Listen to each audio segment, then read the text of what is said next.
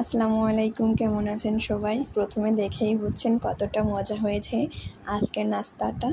তো আজকে আমি একটা আলুর সহজ এবং খুবই কম সময়ের একটা নাস্তা তৈরি করব। আলুর এই নাস্তাটা তৈরি করার জন্য আমি প্রথমে 3টা আলুকে গ্রেট করে নিয়েছি। এবার আমি একটা প্যানে কিছুটা পানি দিয়ে আলুগুলো ধুয়ে সুন্দর করে এবার ঢেকে দিয়ে আলুর একটা বলক আসা পর্যন্ত অপেক্ষা করব। বেশি সিদ্ধ করা যাবে না, তাহলে ভালো লাগবে না খেতে। এবার ওই সিদ্ধ আলুটা একটা ছাঁকনির সাহায্যে আমি ছেঁকে নিব।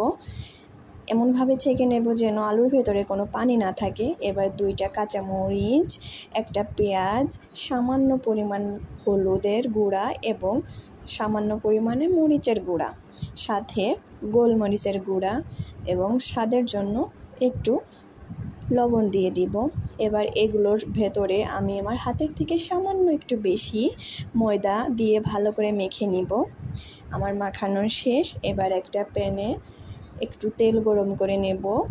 তেলটা গরম হয়ে এলে এবার আমি আস্তে আস্তে মাখানো আলু আর ময়দার ডোটাকে আমি সুন্দর করে আস্তে আস্তে করে তেলের ভিতরে ছেড়ে দেব।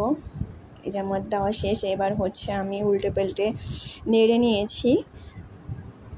আপনারা আপনাদের আন্দাজ মতো তেল থেকে উঠিয়ে নেবেন। যখন এমনিতেই দেখেই বোঝা যাবে যে এটা হয়ে এসেছে। এই যে আমার নাস্তাটা রেডি। কেমন লেগেছে অবশ্যই কমেন্টে জানাবেন। আল্লাহ হাফেজ।